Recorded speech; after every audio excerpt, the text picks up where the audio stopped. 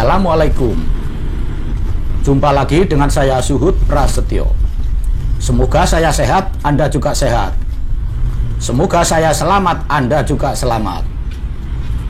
Amin. Ini adalah jalan yang banyak geronjalan, terutama yang ada di sebelah kanan. Silakan Anda tonton dan ikuti dan simak suaranya geronjalan-geronjalan di jalan ini. Ini jalan banyak geronjalan karena banyak tambalan-tambalan. Ya, jalan ini biasanya dilewati truk-truk besar, gandeng-gandeng itu yang banyak muatannya, muatan berat.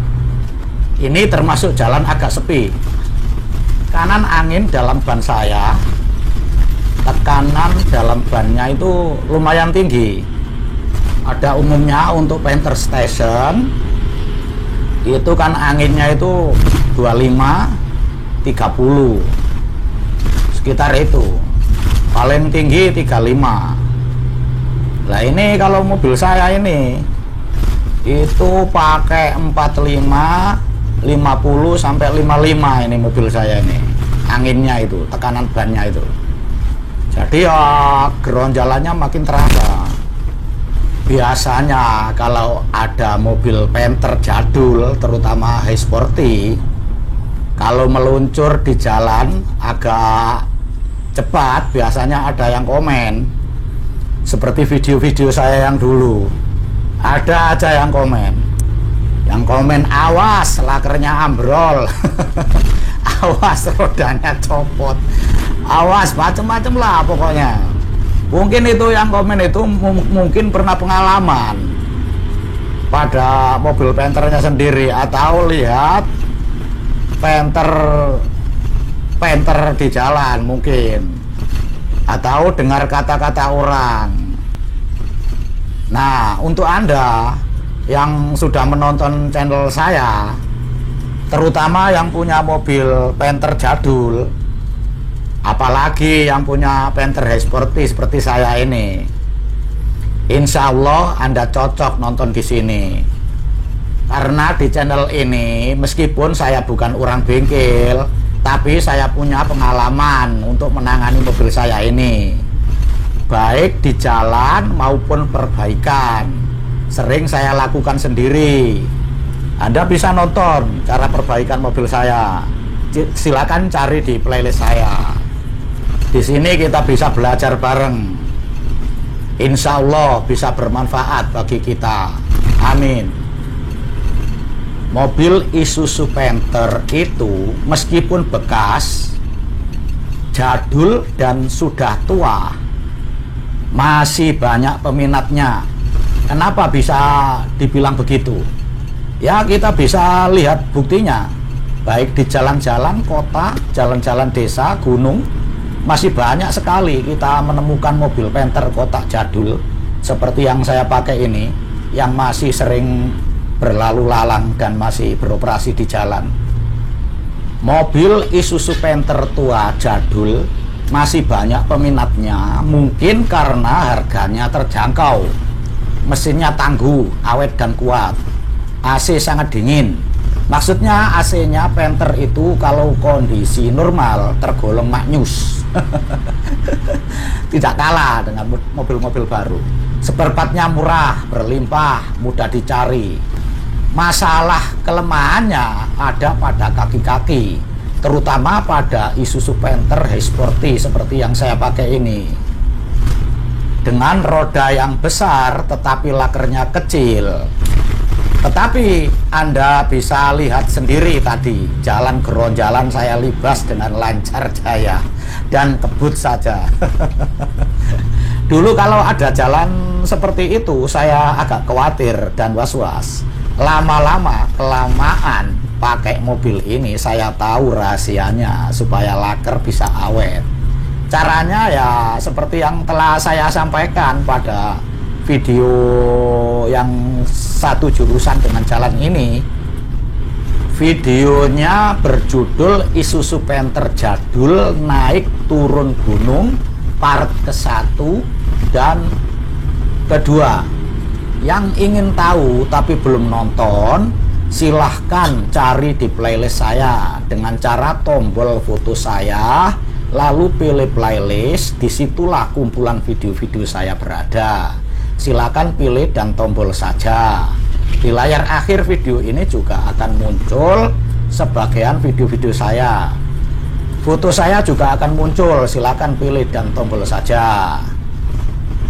Sebenarnya kalau masalah kelemahan pada kaki-kaki Isuzu Panther, terutama pada Isuzu Panther High Sporty yang saya pakai ini, tak perlu ditakutkan meski pada waktu dalam perjalanan, asal tahu rahasianya. Lagian kalau ada masalah kan bisa dirasakan pada waktu mengemudi. Misalnya bisa didengar dari ciri-ciri suara-suara yang tidak biasa. Makanya saya kalau waktu mengemudi dalam kecepatan tinggi, saya tidak menghidupkan audio. Meski tetap santai, tapi harus lebih waspada, pasang mata telinga.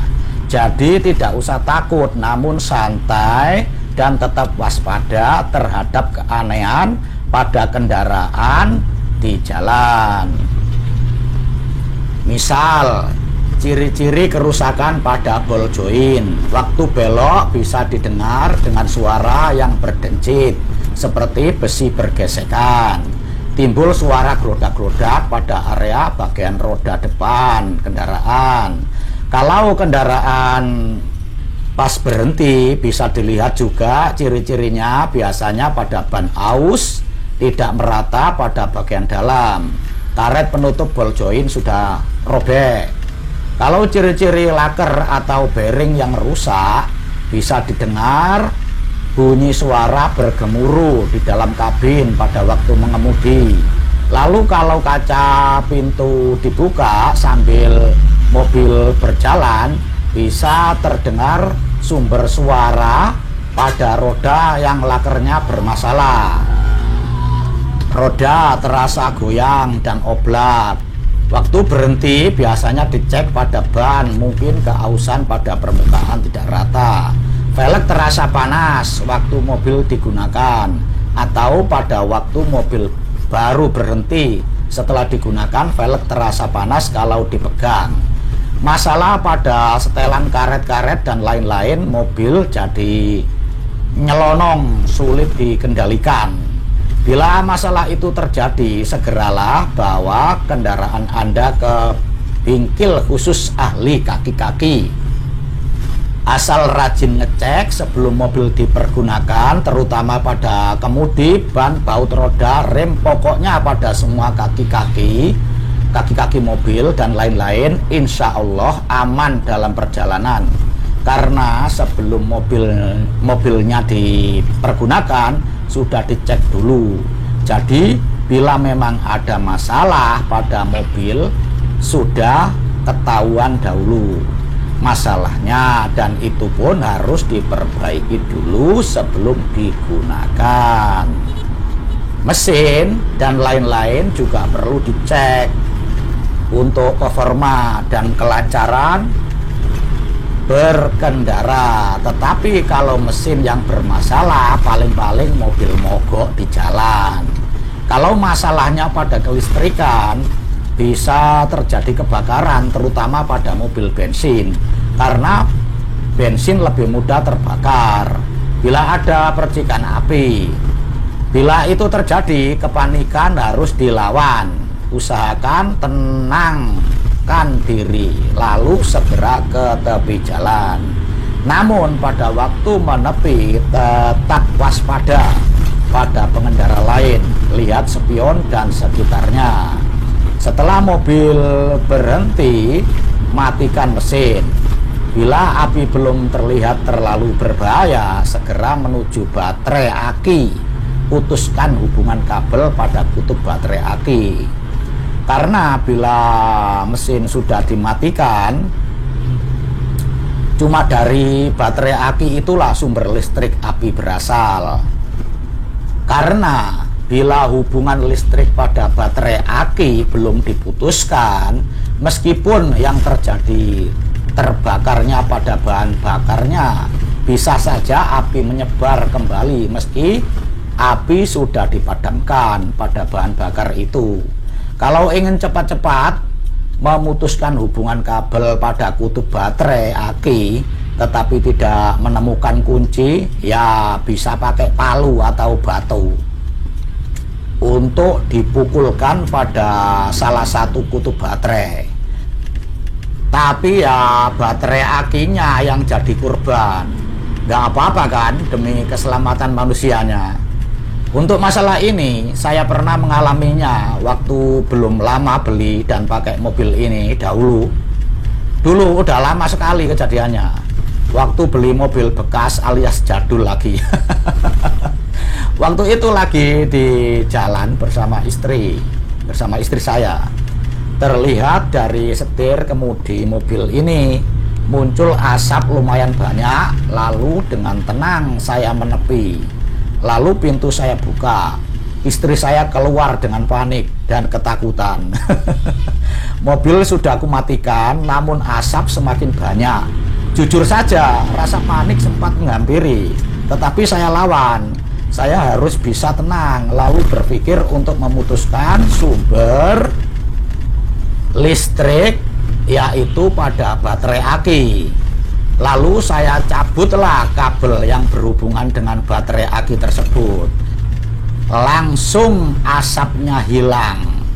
Setelah asap hilang, saya buka di area kontak bawah kemudi. Lalu saya periksa.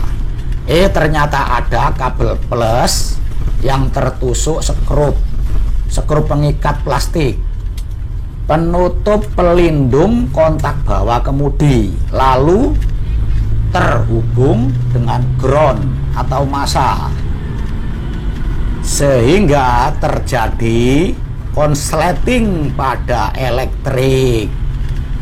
Dan alhamdulillah masalah bisa saya atasi dengan mudah.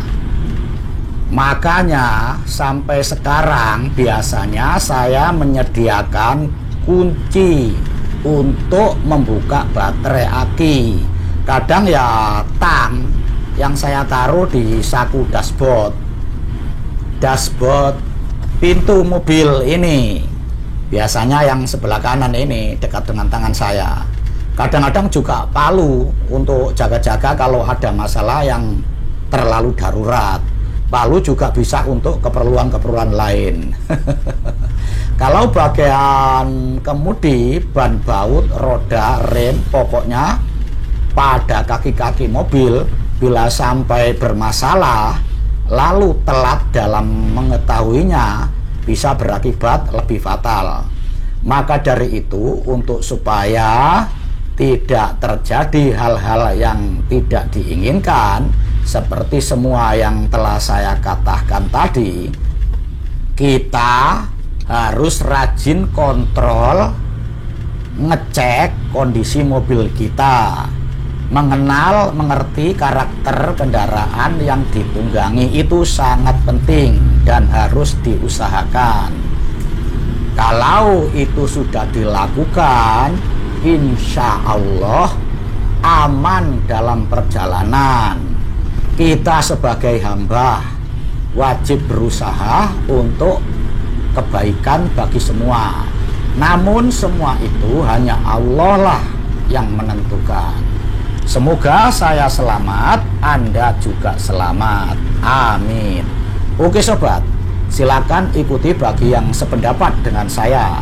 Yang tidak sependapat dengan saya itu hak Anda. Karena pendapat saya juga belum tentu benar. Karena benar bagi saya belum tentu benar bagi Anda. Yang penting tujuannya baik dan semoga ada manfaatnya. Amin. Apakah video saya sudah muncul di layar ini?